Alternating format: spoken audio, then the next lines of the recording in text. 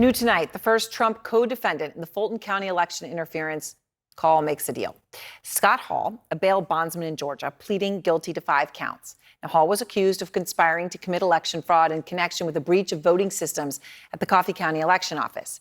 He was captured on surveillance video in the office the same day of the breach. As part of the deal, Hall has agreed to testify in future proceedings and trials in the Fulton County case. So this is very significant. I mean, it's the first. The question is it the first of many? We're learning that plea deals could also soon be offered to 2 other key co-defendants, the former Trump campaign lawyer Sidney Powell and Kenneth Chesebro, the alleged architect of the fake elector plot to overturn the election. If either one of them did that is extremely significant, obviously, with their knowledge of Trump himself and what he did and knew. Caitlin Polantz is out front. And so, Caitlin, you've been doing a lot of reporting on this. What could these plea offers mean for Trump? Well, Aaron, it's never a good thing whenever your co-defendants in a case decide to plead guilty and pledge to testify if called, just like Scott Hall did today in Fulton County, Georgia.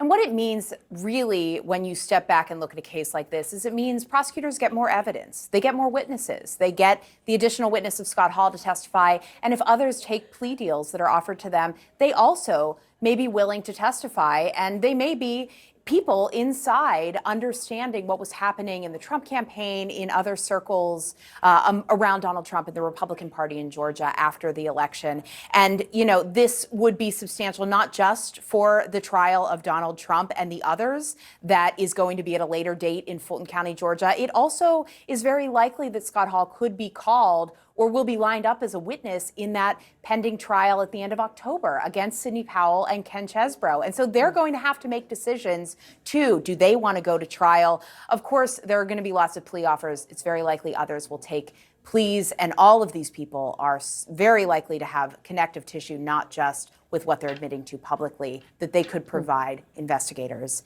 and as a trial witness. Aaron? All right. Caitlin, thank you very much. And out front now, the former New Jersey governor and Republican presidential candidate for 2024, Christie. And Governor, I appreciate your time. So you are a former prosecutor, obviously. The first co-defendant makes a deal with prosecutors in Fulton County. Do you think this is just the beginning? I mean, we've got Sidney Powell and Kenneth Chesebro, the alleged architect of the fake elector plot, supposedly, you know, those trials about to begin. What happens here? Yeah, look, I think it is just the beginning, Aaron. I think one of the decisions you make as a prosecutor when you have such a big case, 19 different individuals being charged in the same matter, is you are convinced going into that a majority of those are going to plead. Because if you weren't, you would break it up into smaller cases. And so I think that, you know, what the DA probably was convinced of was that she would get a number of pleas out of this, and that also the volume of the number of people indicted puts pressure on them as well. And the legal fee pressure will be enormous in addition to that. So when you add to it the facts of the case, the number of co-defendants, and the amount of legal fees, and the pressure that the DA will be putting on them, you're going to see, I think this is just the first of probably at least half, is my guess, of those people will plead. At least half. So how significant would that be? I mean, how damning could it potentially be for Trump if you have that many? I mean, obviously it depends sort of who they are, but how damning could it be? Yeah. It depends on who they are. But look, if he gets some folks who were providing legal representation and advice to him to become cooperating a plea deal against him, that's going to be a big problem for him. Because those folks will have admitted to have committed a crime themselves, and now they'll be talking about the elements of that crime and Donald Trump's involvement in it in courtroom under oath. So, you know, Aaron, I think it could be a real problem for the president, former president, but that's going to be based on exactly who it is. So you're right. This guy today, I doubt he had any direct or any involvement at all with Donald Trump. But as we move to different co-defendants here, Mark Meadows, you mentioned Sidney Powell and Ken Chesebro, and there are others that should have intimate knowledge of what went on and very intimate knowledge of what the president's involvement was. So you're obviously in New Hampshire tonight, coming from California. where you were for the last debate. And Donald Trump is now calling on the RNC to do away with all future debates. And he writes in part, Governor, I'm up 56 points, so the debates would seem to be a complete waste of time. The debates should be ended. Bad for the Republican Party. Now, obviously, Governor, I know you don't agree. The debates matter to you and everyone else on the stage. But the math, of course, the reality is that all of you on that stage collectively in California are polling at less nationally than Donald Trump is alone. Does he have a point? No, he has no point because, first off, Aaron, look, I know that everybody out there, all the media organizations pay for these national polls, and they are a monumental waste of time and money. We don't have a national primary.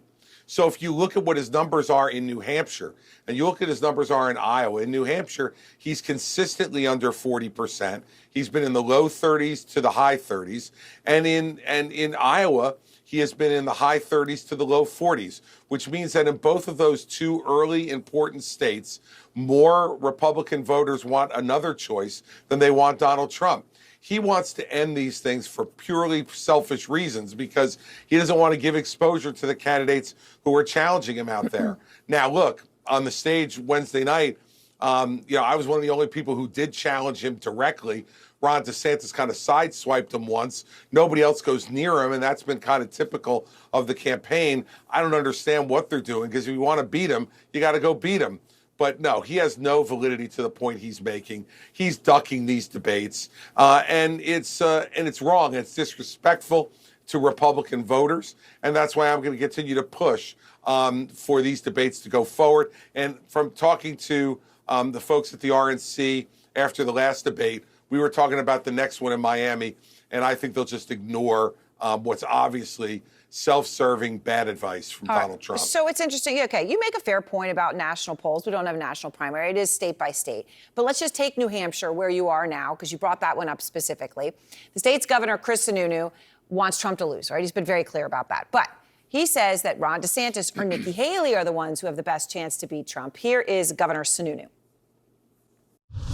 Right now, it'd be DeSantis or Nikki Haley, without a doubt. I mean, they're really driving forward. Chris Christie's doing very well. I think that one of the issues with Chris's campaign is, there's not a lot of ground game in some of these other states. So he has to figure out, okay, even if he does well in New Hampshire, how does he get from here to there with the victory?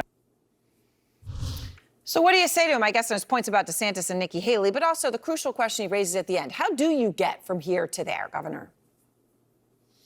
Well, we do have an operation in South Carolina, and Chris isn't aware of that, but he's the governor of New Hampshire, so I don't expect him to. What I think is, what I heard him say there was that I'm doing very well in New Hampshire also. And all the polls basically have me, DeSantis, and Haley within margin of error of each other. I've been in second, I've been in third, I've been in fourth in polls that have just come out in the last couple of weeks. So it's a battle up there. And I believe that we're going to be able to pull that together, and we're going to be able to really go against Donald Trump in New Hampshire and beat him. And that's what I intend to do, Aaron. So, I have regular conversations with Governor Sununu. He's been very encouraging, as he was in that clip. He said exactly what's accurate, which is me, Haley, and DeSantis are the only people who are polling anywhere near a competitive level. And I intend to be able to do even better as we go forward. I'm in Keene, New Hampshire as we speak, and I'm going to be going out and doing a town hall out here tonight. All right. Well, Governor, thank you very much. I appreciate your time tonight. Aaron, thanks for having me on. Have a good weekend.